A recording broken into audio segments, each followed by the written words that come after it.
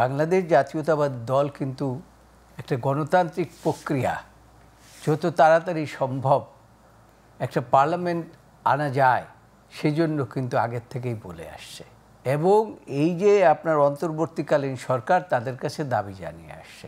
এখন এই সরকার নিজেরা নির্বাচন দেবেন না এই যে জাজমেন্ট হলো বা আর একটা জাজমেন্ট আসতে পারে সেই অনুসারে হবে, সেটা এখনও এটা রাজনৈতিক সিদ্ধান্তের বিষয়। কারণ রাজনীতি অনেক বিষয়ই আলাপ আলোচনা হচ্ছে, ঐক্যমত্যের মাধ্যমে সংবিধান কিভাবে তারা অ্যামেন্ডমেন্ট করবে, কোন পার্টটা অ্যামেন্ডমেন্ট করবে।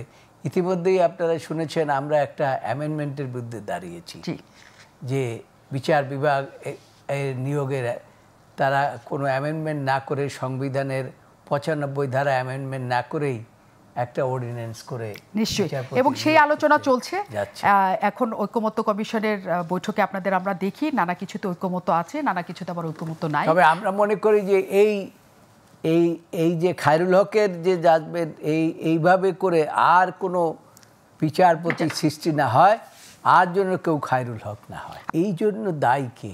এই বিচার ব্যবস্থা তো এরকম ছিল না। এইখানে বিচারক ছিলেন যারা আমরা যাদেরকে পেয়েছি, হয়তো স্বামী হায়দার পাটোয়ারি সাহেবরা দেখেন নাই, আনোয়ারুল হক চৌধুরী, আব্দুর রহমান চৌধুরী, বিবি রায় চৌধুরী, আমিরুল ইসলাম চৌধুরী, অদূত চৌধুরী, তারপরে কি বলে আমিরুল ইসলাম চৌধুরী, বদরুল হায়দার চৌধুরী, আমরা এই সমস্ত বিচারপতিদেরকে পেয়েছি। এবং আমাদের কামাল উদ্দিন হোসেনও বিচারপতি ছিলেন, তারপরে বিচারপতি মোর্শেদ। আমি প্রফেশনে আসার পরে আমি ব্যারিস্টার ইশতিয়াক সাহেবের কাছে ঘটনাটা শুনেছি। ঘটনা সত্যি একটু পরে আসবো আমি, ছোট করে বলছি। বিচারপতি মোর্শেদকে গভর্নর দিদেন, গভর্নর বলছিলেন যে তার ওই যে গভর্নর ভবন যেটা আছে সেখানে ডেকেছিলেন। উনি বলেছিলেন I will not go there, why I will go there, why the governor is calling. তারপর গভর্নর তার সাথে দেখা করতে আসতে চেয়েছিলেন, সেটাও তিনি অ্যালাউ করেন নাই।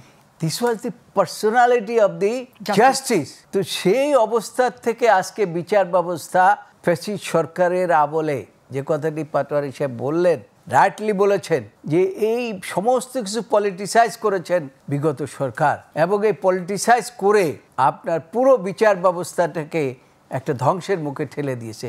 সেই জন্যই বলছি যে আয়নাঘর হওয়ার পিছনে এই বিচারপতি সরকার দায়ী, বিচার ব্যবস্থা দায়ী।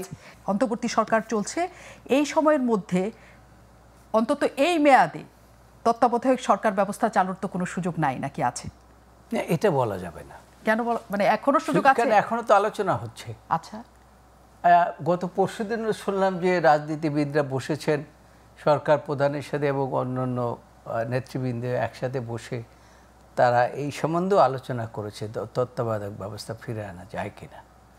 এখানে স্বামী হায়দার পাটোয়ারি যে কথাটি বলেছেন যে 13th অ্যামেন্ডমেন্ট, সেটা আমরা রিভিউ করেছি, বদিউল আলম মজুমদার রিভিউ করেছে, আমরাও সেখানে আছি, অন্যান্য দলও রিভিউ করেছে। সেগুলো অলসো সেটা হিয়ারিংয়ের জন্য রেডি আছে।